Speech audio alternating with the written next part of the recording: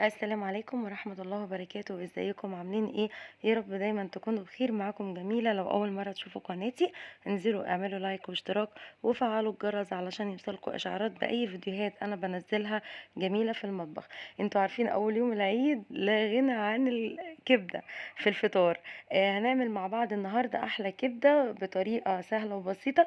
بس انزلوا اعملوا لايك الاول. اول حاجة انا قطعت البطاطس، طبعا عشان نعمل وجبة فطار حلوة كده فلازم تبقى متكاملة. هنعمل مع بعض بطاطس مقلية، وكمان عندي جرجير. الكبدة بتحب الجرجير يعني، فهقطع برضو الجرجير زي ما انتوا شايفين كده وهنضفه. وهنقعه في شوية خل، علشان برضو ايه اتأكد ان هو بقى كويس يعني نضيف خالص من اي تراب او طين فيه. وزي ما انتوا شايفين خلاص، نضفت الجرجير وهشيله. حطيته في العلبة وهضيف اليه معلقتين من الخل. انتوا عارفين يا جماعة اول يوم العيد لازم نفطر بالكبدة. ده طقوس عندنا كلنا في كل البيوت المصرية، ان احنا نفطر الصبح بالكبدة. فهنعمل مع بعض النهاردة الطريقة الحلوة السهلة للكبدة. عامة انا بعملها من زمان وبتطلع جميلة جدا جدا. انا هحط دلوقتي معلقتين خل وهسيبه منقوع شوية كده عشان حتى اي ميكروبات اي حاجة تكون خلاص خلاص ايه، انتهت. عندي الكبدة بتاعتي زي ما انتوا شايفينها كبدة بلدي بقري. وفيها لازم يبقى معاها دهن، يعني لازم يبقى فيه قطعة من الدهن. وكمان انا كنت فرست الفلفل الرومي الالوان. وعندي كمان فلفل اخضر رومي. فانا دايما بحب افرز الالوان لاي مواقف بالطريقة دي. يعني كبدة، يعني مثلا شاورما، حاجات زي كده بينفع قوي معايا. في اي وقت يكون ما عنديش الفلفل الالوان ايه، الفريش. وكمان هنستخدم النهارده كمان معانا التوم. في ناس بتعمل الكبده بالبصل والثوم مع بعض، وفي ناس بتفضل الثوم بس. انا من الناس اللي بتفضل موضوع الثوم بس. هنجيب الطاسه بتاعتنا كده انا وكمان هقطع الفلفل والطماطم، هقطعهم كويس وهقطعهم مكعبات صغيره. هنستخدم النهارده روابي حلوه قوي، طعمها حلو، اول مره كنت اجيبها. طعمها جميل جدا. معلقة بسيطة من السمنة الروابي وهحطها في الطاسة بتاعتي. ولازم ادي يعني انا هدي الكبدة صدمة مع الثوم. صدمة لازم يكون درجة الحرارة عالية. شوحت التوم زي ما انتوا شايفين كده وريحته مش قادره اقول لكم. كمان هحط يعني ممكن احط معلقه من الكزبره وهو التوم كده بدأ يصفر، علشان خاطر يدي ريحه حلوه قوي. وهنزل هدي صدمه للكبده، يكون درجه الحراره عاليه. هدي صدمه للكبده علشان خاطر ما تنزلش على طول السوائل، تحتفظ بنسبه السوائل الموجوده فيها. انا حسيت ان الطاسه بتاعتي صغنونه شويه عن على الموضوع يعني. فقلت لا، غيرتها بطاسه تكون اغوط شويه عشان اعرف ان انا ايه احط الحاجه والمقادير كلها براحتي. نزلت بالفلفل الالوان والطماطم والفلفل الاخضر.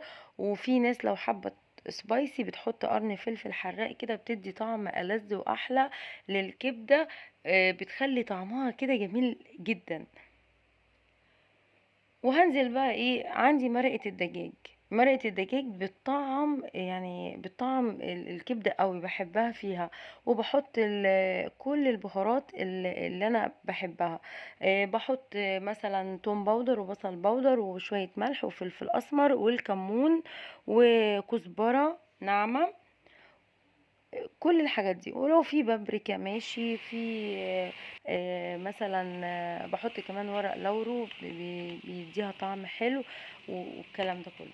في ناس بتحب الكبده بس مش بتحب ريحه الزفاره اللي هي بتبقى فيها. انا خليكم معايا لاخر الفيديو، هقولكم على التكه اللي هتخلي الكبده ما فيهاش اي ريحه زفاره خالص.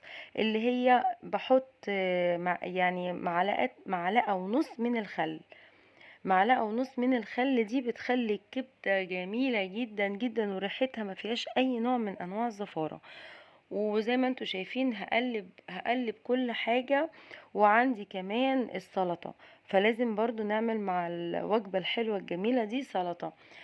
قطعت الطماطم وقطعت الفلفل الألوان والفلفل الأصفر كله بأنواعه، والخيار. مثلا في ناس بتحب تحط الخضرة على السلطة، في ناس بتحب تحط الجرجير. فأيا كان يعني مفيش مشكلة، وبحط شوية ملح وشوية من الخل وعصرة ليمونة. انت كده اخدتي كل الفوائد الحلوة يعني كل الفيتامينات الحلوة قوي اللي انت محتاجاها في طبق السلطة ده. والكبدة كمان انتوا عارفين بسم الله ما شاء الله يعني جميلة جدا، فيها كمية فيتامينات حلوة قوي. وخلاص قليت البطاطس بتاعتي، وطبعا حطيت الجرجير وحطيت السلطة. احلى فطار في الدنيا، مفيش احلى من كده خالص. للاسف انا كنت عايزة اعمل طحينة، بس نسيت بجد وقلت خلاص كفاية كده بقى، ده لسه فطار، احنا لسه هنخش على مرحلة الغدا والفتة والكلام الجميل ده. فانا حبيت ان انا اعمل معاكم فطار اول يوم العيد. خلاص كده البطاطس قليت البطاطس. طبعا هقول لكم على حاجة حلوة قوي. دي تتبيلة بطاطس انا جبتها، جميلة جدا جدا جدا، طعمها هايل، بتخلي البطاطس في حتة تانية خالص. التتبيلة دي برشها على البطاطس بعد ما بتتقلي، جميلة جدا، جربوها هتعجبكم. تقريبا الكيس كان عامل جنيه وربع او جنيه ونص، حاجة زي كده، مش غالي. بس بجد يعني حاجة في أطعمة كتير أشكال والوان يعني، في بطعم الجبنة، في بطعم يعني أطعمة كتير.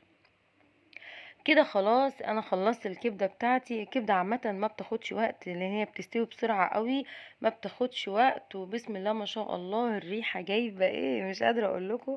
التوم عامل موضوع تاني خالص. بسم الله ما شاء الله. والبطاطس والسلطه والجرجير، اخدنا كده احلى فطار في الدنيا، فيه قيمه غذائيه عاليه جدا وفيتامينات كتير قوي. حاجه كده جميله قوي. اتفضلوا معانا بألف هنا وصحة. وده كان أو فطار أول يوم العيد. كل سنة وانتم طيبين، يا رب يعودوا عليكم بالصحة والخير والبركة يا رب العالمين.